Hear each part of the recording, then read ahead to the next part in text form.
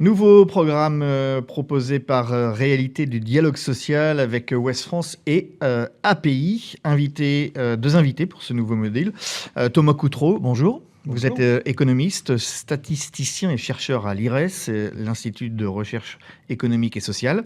Et à vos côtés, Caroline Gallon, bonjour. Vous êtes DRH du groupe Interaction, un groupe spécialisé dans l'intérim. Et le recrutement. Et dont le siège et le recrutement, et dont le siège est à Rennes. Thomas Coutreau, je voudrais commencer avec vous. Bruno Palier, qui était à votre place dans un module précédent, parlait de la nécessité de donner du sens au travail. J'imagine que cette notion, vous la comprenez et vous vous inquiétez, vous, de ce qu'on appelle la perte de sens au travail, parce que ça amène à un risque psychologique, psychosocial chez les salariés. Oui, quand on fait des enquêtes auprès des salariés, des sociologues qui font des enquêtes, des entretiens auprès des salariés et qui les questionnent sur pourquoi ils travaillent et quels sont leurs ressentis de leur vie au travail, on a de plus en plus souvent, on a noté au cours déjà dans les années 2010, une plainte récurrente de salariés qui disaient « je ne comprends plus ce que je fais, je ne comprends plus à quoi sert ce que je fais, mon travail n'a plus de sens ». Et quand on creuse un petit peu cette plainte qui vraiment est profonde, ressort très fréquemment des entretiens, on s'aperçoit qu'ils mettent plusieurs choses derrière. Ils mettent le sentiment d'abord qu'ils ne voient plus à quoi concrètement sert leur travail. Ils ont plus l'impression de remplir des process, de remplir des procédures, que de faire réellement un travail utile. Donc ils ont l'impression qu'ils travaillent pour une machine, pour atteindre des objectifs chiffrés, mais qui ne font pas forcément sens du point de vue de leur point de vue et du point de vue des destinataires de leur travail. Par exemple, dans les aides à domicile ou des personnels de santé qui doivent respecter des temps alloués, chronométrer leurs interventions, les piqûres, les soins, etc. Et qui disent, voilà, j'ai l'impression d'être une machine à faire du reporting dans des tableaux Excel et que je n'ai plus le temps de m'occuper. Et pourtant, ce sont quand même des métiers où on est directement au contact des autres et on voit quand même ce qu'on fait. On voit ce qu'on fait, mais on n'a plus le temps de bien le faire. Et donc, on ne comprend plus pourquoi on est là. C'est une question de temps, selon vous. C'est une question d'organisation. D'organisation. Et de pression, de système de travail, de système de reporting, d'organisation, de prescription du travail, qui ont envahi le quotidien des travailleuses et des travailleurs, notamment dans ces secteurs du care, mais bien plus largement. Ce qui explique d'ailleurs en grande partie les mouvements de démission qu'on peut voir à l'hôpital public, par exemple, mais pas seulement. Ce qu'on appelait la grande démission. Qui est un terme venu des États-Unis. Oui, mais on a connu en France un phénomène similaire, puisqu'en 2023, on a eu 2,5 millions de départs volontaires. Si on ajoute démission et rupture conventionnelle, on a eu un nombre historiquement sans précédent de départs volontaires. Donc on a ce type de désaffection vis-à-vis d'un travail qu'on ne comprend plus, qui est trop normé par des procédures et dans lequel on ne se reconnaît plus. Alors, on parlera du dialogue pour voir si c'est une des solutions pour redonner un peu de sens au travail. Caroline Gallon, est-ce que vous, en tant que DRH d'un grand groupe, qui est le groupe Interaction, vous constatez, comme Thomas Coutreau, cette perte de sens au travail due à des organisations assez rigides, finalement ? Alors, je comprends effectivement ce qui est dit sur la perte de sens. Moi, ce que je pense, c'est que c'est peut-être pas aussi général et la responsabilité, elle va en incomber aux managers. C'est-à-dire que c'est aux managers aujourd'hui, surtout après la crise Covid, de redonner du sens et d'avoir justement ce lien avec son équipe pour expliquer pourquoi on fait ça. Effectivement, si c'est appliquer des process pour appliquer un process, là, on peut réellement se demander. Par contre, que le manager redonne le sens, soit aligné avec les valeurs aussi de l'entreprise et avec les valeurs de ses collaborateurs, pour moi, c'est une des façons de lutter contre ce problème. Donc, selon vous, ça repose sur la qualité managériale ce qu'on appelle en bon français le middle management ? Alors, pas que, beaucoup, effectivement. On voit dans les nouvelles générations, mais également, je pense pour les plus anciens, c'est pareil, une recherche vraiment de sens. Les jeunes, aujourd'hui, vont aller dans des entreprises pour lesquelles ils se reconnaissent dans les valeurs. Des entreprises qui vont vraiment répondre à leurs attentes. Et du coup, du top management jusqu'au middle management, ça doit s'incarner. Effectivement, si c'est déshumanisé, si on ne voit pas ni les managers, ni le sens, ni la stratégie, bah, ça va être ressenti comme ça par le bas de l'échelle, entre guillemets. Alors que là, je pense que le travail vraiment à faire, c'est sur cet accompagnement et sur redonner du sens au collectif, travailler sur des projets ensemble et tout ça en mettant des chiffres, bien entendu. Moi, ça ne me gêne pas, mais donner du sens. Vous êtes statisticien, Oui. Thomas Coutreau. Est-ce que les études statistiques montrent qu'il y a une différence entre les générations sur le rapport justement que l'on a au travail? Non. Non. Là, le résultat est très clair, aussi bien les études statistiques que les études sociologiques sur les représentations Donc le du travail. côté, c'est la nouvelle génération qui n'a plus le même rapport au travail, etc. Pour vous, c'est pas des notions qui sont suffisamment scientifiques, ou en tout cas... Ça n'est pas fondé scientifiquement. Oui. Alors, il est vrai que les jeunes démissionnent plus facilement que les personnes d'âge mûr, mais ça a toujours été vrai. Hein. Les jeunes sont en début de carrière, ils cherchent chaussures à leurs pieds. Donc, de tout temps, le taux de démission, la mobilité professionnelle a été plus importante chez les jeunes que chez les seniors. Ça n'a rien de nouveau. Mais par contre, les attentes par rapport au travail, la quête de sens, de se reconnaître dans ce qu'on fait, elle est tout aussi forte chez les jeunes générations que chez les plus anciens. Et là où je ne suis pas tout à fait d'accord avec ce que vous avez dit, c'est beaucoup trop demander aux managers que de leur demander de donner du sens au travail des salariés. Je pense que les salariés, c'est eux-mêmes qui mettent du sens dans leur travail. Ce n'est pas les managers qui vont leur en donner. Et les salariés, ils peuvent trouver du sens à leur travail quand ils ont l'impression de pouvoir bien faire leur travail, quand ils ont l'impression d'être écoutés par leur manager, parce que eux seuls, et c'est ça un des grands résultats des sciences du travail, en particulier de l'ergonomie et de la psychologie du travail, c'est qu'il y a toujours un écart entre le travail prescrit, c'est-à-dire celui que le management demande, hein, oui. Les tâches qui sont assignées aux salariés, et le travail réel, celui que font réellement l'activité réelle des salariés, parce que les salariés, eux, se confrontent sans arrêt à des imprévus, à des situations qui ne sont pas dans les fiches de poste, et ils doivent s'adapter en permanence. Et s'ils ne peuvent pas faire remonter, s'ils ne peuvent pas faire valoir cette réalité du terrain auprès des managements, s'ils sont trop contraints par des consignes descendantes qui les canalisent à tout moment. Donc c'est une absence de dialogue suffisant, en fait? De fait, il ne suffit pas de faire partager des valeurs générales portées par l'entreprise. Il faut que l'entreprise et les managers soient à l'écoute du travail réel, à l'écoute de l'expérience concrète et de la sensibilité, de l'intelligence individuelle et collective des salariés, qui connaissent beaucoup de choses sur leur travail, beaucoup plus que souvent les sommets de l'entreprise ne le pensent. Hein.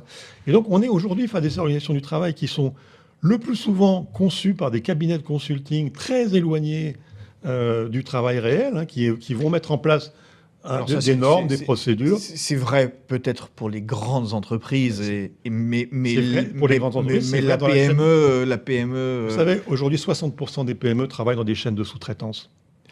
Et les chaînes de sous-traitance sont aussi soumises à ces process. Hein. Quand vous êtes un donneur d'ordre et que vous passez une commande à un sous-traitant, mais vous avez aussi des injonctions et des consignes qui descendent la chaîne de sous-traitance. Donc, en fait, ça va beaucoup plus loin que... Évidemment, les petites PME familiales indépendantes, il en reste quand même quelques-unes, peuvent avoir des modes de management beaucoup plus souples, beaucoup plus attentifs au travail réel. Mais malheureusement, dans les grands groupes et dans leur chaîne de sous-traitance... On n'écoute pas assez l'employé de base, sans être péjoratif. On est dans ce qu'une collègue sociologue appelle un management désincarné. Vous avez constaté ça, ce management désincarné? Vous êtes d'accord avec cette notion ou pas tout à fait? Clairement, c'est un risque. Moi, je ne l'ai pas constaté parce qu'effectivement, ce que je disais, et je pense qu'on était assez d'accord du coup, ou alors je me suis mal exprimée, c'est que justement, le manager, il est là, c'est la personne la plus proche de son équipe. Oui. C'est à lui aussi d'écouter, effectivement, et d'être capable, à partir de ce qu'il entend, de redonner du sens. Je ne dis pas que il faut appliquer toutes les méthodes, justement, c'est cette souplesse qu'on a, on est dans l'humain. On n'est pas sur une chaîne de production avec que des robots, en fait, en réalité. Donc oui, c'est un risque, le management désincarné. Après, moi, je ne ferai pas cette dichotomie entre les grands groupes et les PME, parce que dans les PME, et c'est pour ça que je disais des managers formés, on va avoir des personnes qui sont sur un métier, une connaissance technique à l'origine, certainement, une expertise, mais qui ne sont pas formées au management. Et qui, du coup, n'ont pas forcément aussi cet input de dire... vous devez écouter vos collaborateurs, les remonter du terrain, prendre en compte ce qu'ils disent, parce qu'effectivement, c'est eux qui connaissent le métier. Donc quand je dis ça repose sur les managers et ils doivent être formés au management et à ce dialogue, en fait, pour moi, c'est de la PME de 10 personnes à 50 000. Enfin, il n'y a aucun souci. Et pour que s'exprime ce dialogue, il faut lui donner, j'imagine, de l'espace, du temps. Est-ce que les employés, dans un rythme souvent effréné de l'économie, ont suffisamment d'espace et de temps, justement, pour dialoguer entre l'employé et le management? Alors, beaucoup de managers intermédiaires, de managers Oui. de terrain, managers de proximité, souffrent d'être pris justement dans un étau entre des directives descendantes très contraignantes, des process très stricts qu'il faut appliquer, Et une culture du résultat qui est forte. de résultats très fortes, mais axés sur des objectifs chiffrés imposés d'en haut, qui ne sont pas nécessairement discutés avec les Ouais. équipes. Et puis des équipes qui disent non mais là ça va pas, voilà. Et qui ont du mal et qui n'ont souvent pas le lieu et le temps pour discuter collectivement de ce qui ne va pas dans le travail, de comment ça pourrait aller mieux. Et donc c'est pour ça. Alors parmi les résultats statistiques, parce que notre travail avec Coralie Pérez sur le livre Redonner du sens au travail s'appuie beaucoup sur des résultats statistiques. Oui.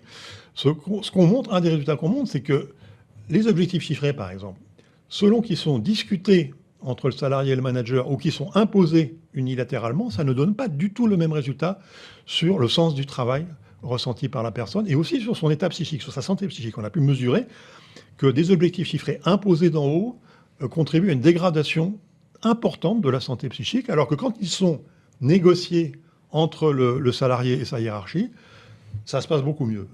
Pareil pour les Mais changements. il existe un certain nombre d'instances, le CSE, etc. Dans les entreprises. C'est pas suffisant justement pour partager, pour discuter. Moi, je Oui. pense qu'il ne faut pas attendre les CSE pour discuter, justement, puisque le CSE, c'est une instance qui va être Formel. formelle, qui va être une réunion mensuelle, etc. Non, il faut privilégier le dialogue de proximité. Après, bien évidemment, les représentants, c'est très important pour avoir des interlocuteurs pour discuter, mais ce qui compte avant tout, effectivement, c'est la vie de l'équipe. Et moi, j'ai toujours été un petit peu contre cette idée du manager. J'en ai entendu beaucoup dire « j'ai pas le temps, j'ai pas le temps ». En fait, je pense que si, on a toujours le temps d'accorder du temps pour l'écoute. Ça peut être 10 minutes. Ça peut être 10 minutes tous les matins. Ça se case, en fait, 10 minutes. Et est-ce qu'il faut que ça C'est- soit justement ces temps de dialogue où là, peut-être tout se négocie, tout se dénoue quand il y a des nœuds, justement, à dénouer. Est-ce qu'il ne faudrait pas le formaliser, ce Oui. temps de dialogue un peu naturel, finalement? Parce que si on ne le formalise pas, est-ce que effectivement le manager il va dire bah, « j'ai pas le temps ». Oui, tout à fait. Moi, je pense qu'on est aujourd'hui face... On l'a bien vu, il y a eu un accord sur la Oui. qualité de vie au travail en 2013, accord interprofessionnel, qui prévoyait dans ces clauses la possibilité de développer des espaces de discussion sur le travail. Or, l'ANAC, l'Agence nationale pour les conditions de travail, a fait un bilan de cet accord national quelques années après. Et le résultat, c'est que très peu d'entreprises ont développé ces espaces de discussion. C'est comme si les entreprises ne percevaient pas et se sentaient prises dans l'urgence permanente et ne percevaient pas l'intérêt ou ne souhaitaient pas écouter davantage de façon formalisée leurs équipes. Le temps, c'est de l'argent et Voilà. donc... Et donc, on peut faire une petite réunion de 10 minutes sur la prise de poste, mais ça va être de l'information descendante Ouais. pour dire quels sont les objectifs aujourd'hui, quelle est la Mais c'est le pas du contexte. dialogue en tant que tel. Ça va pas être un échange. Ouais. Et donc, je pense qu'aujourd'hui, on en est à un stade où il faut institutionnaliser. Ça ne marche pas. La négociation collective n'a pas donné de résultat. Vous dites Voilà. institutionnaliser, vous pensez à quoi? Ben, je pense qu'il faut faire... On avait les groupes d'expression, vous savez, qui avaient Oui. été institués par les lois Auroux en 1982, et qui Ils ont... sont un peu perdus qui ont dans les oublis. périclité, Oui, ils qui ont ont périclité périclité, parce que, alors, pour plusieurs raisons. D'abord, parce que les organisations syndicales à l'époque n'étaient pas favorables, considéraient que c'était du temps perdu. Les managers n'étaient pas, le patronat, le MEDEF, enfin le CNPF de l'époque n'étaient pas favorables non plus. Et aussi parce que les groupes d'expression, en fait, étaient organisés par accord d'entreprise et dans la plupart des cas, ils étaient animés par les managers. Et donc, ils se sont transformés en cercles de qualité. Et ça n'a pas été des espaces, ça n'a pas constitué des espaces de libre Et parole. donc aujourd'hui, qu'est-ce qu'il faudrait instituer? Il faut constituer des espaces d'expression libre et protégés des salariés. Donc, dans un premier temps, en l'absence de la hiérarchie, pour que les salariés puissent s'exprimer librement entre eux sur ce qu'ils ont à dire sur leur travail et comment ils pensent qu'ils pourraient travailler autrement. Et après que ces réunions se soient déroulées et qu'un animateur ou une animatrice de la réunion, qui devrait être, à mon sens, un élu du personnel, une personne élue spécialement pour ça, eh bien, on pourrait se tourner vers le manager et dire, voilà, on a un certain nombre de constats, un certain nombre de propositions sur lesquelles on est d'accord, voilà ce qu'on vous propose de faire. Et il y aurait à ce moment-là un dialogue professionnel qui s'installerait entre l'équipe et les managers, de façon à pouvoir transformer l'organisation du travail en tenant compte du travail réel, en tenant compte de ce que les professionnels ont à dire sur leur travail. Mais il faut que ce temps soit protégé. Dans un premier temps, il faut que cet espace soit protégé de la pression de la hiérarchie. Parce qu'aujourd'hui, on est dans des organisations qui sont sous une pression très forte, une exigence de résultats de court terme. Oui. Et si on n'a pas cette protection par rapport à cette urgence de court terme, on ne va pas avoir une parole libre et sincère. Avoir une parole libre, est-ce que, Caroline Gallon, vous qui êtes DRH, selon vous, les managers sont prêts et le top management est prêt à l'accepter? C'est compliqué. Ça peut être compliqué dans certaines entreprises. Après, moi, dans mon ADN, c'est vraiment quelque chose que je promeus, c'est-à-dire que je considère que tout le monde et toutes les personnes sont égales. Donc, même si elles ont des niveaux hiérarchiques différents, la proposition, elle a de la valeur en tant que telle. Je reviens sur le sujet de la formation. Et on tourne toujours autour de ça, finalement, parce que aussi, ce qui peut créer des clivages, c'est le fait effectivement que le manager il soit pris par les chiffres, sans voir qu'il peut avoir aussi une plus-value humaine, en fait, on va dire. Et c'est ça qui est très important dans le changement, c'est aussi de mettre de l'humain au cœur. Donc, c'est un risque, je pense que il faut vraiment, c'est le rôle des DRH pour le coup, d'essayer d'assouplir et de mettre du dialogue. Personnellement, je suis pas pour institutionnaliser des choses supplémentaires, parce que ça fait une règle de plus. Ça viendrait alourdir des organisations déjà voilà, mais c'est le rôle des DRH de réussir à promouvoir. Je voudrais qu'on termine avec vous deux sur cette notion de formation et de formation au dialogue, parce que dialoguer, c'est aussi pouvoir dialoguer. Est-ce que les employés, est-ce qu'il n'y a pas un risque, par exemple, dans ces temps de dialogue que vous souhaitez voir de vos voeux, est-ce qu'il n'y a pas un risque que ça devienne des négociations salariales, des négociations sur les conditions de travail, et que finalement le dialogue perd de son intérêt? Alors je crois que si on offre la possibilité aux salariés de parler véritablement de leur travail et de dire ce qu'ils et elles ont sur le cœur et ce qu'ils et elles pourraient faire pour travailler mieux, je pense qu'ils vont d'abord y trouver beaucoup d'intérêt. Parce que beaucoup de personnes aujourd'hui souffrent de ne pas pouvoir travailler, je le répète, de ne pas se reconnaître dans ce qu'ils font. Et donc il y a une très forte demande de pouvoir parler, de pouvoir dire comment on voudrait travailler.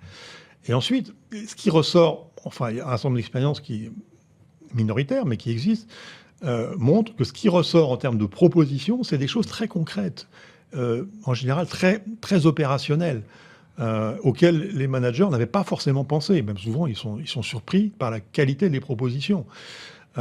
Parfois, ça peut se heurter à d'autres contraintes, à d'autres objectifs de la direction, et elle doit faire un choix. Bon. Mais la prise en compte, l'écoute et la prise en compte de cette parole sincère, libre, est, je pense, fondamentale pour la santé et la qualité du travail aujourd'hui dans les organisations publiques comme privées. Caroline Gallon, je rappelle que vous êtes la DRH du groupe Interaction. Interaction, on travaille sur le recrutement et l'intérim. C'est pas facile pour un intérimaire qui arrive pour une mission, justement, de pouvoir dialoguer. Ça, c'est un aspect aussi qui est important et qu'il faut prendre en compte. C'est un aspect très important, justement, c'est le contact qu'il va avoir avec l'agence. Justement, d'être dans la personnalisation de ce contact-là et de bien prendre en compte la personne avec ses compétences et ses envies. Donc nous, le challenge qu'on a, c'est justement ces intérimaires, ils viennent pas pour 8 jours. On veut justement les pérenniser. Donc soit sous la forme d'un CDI, ça existe le CDI intérimaire, soit sous la forme de mission, comme s'ils le souhaitent, mais par contre d'assurer son développement des compétences en le formant en fonction des besoins du client. Merci Caroline Gallon, DRH du groupe Interaction, et merci également Thomas Coutreau. Je rappelle que vous êtes co-auteur avec Coralie Pérez d'un ouvrage très intéressant qui s'intitule « Redonner du sens au travail ». Merci à tous les deux. Merci. Merci.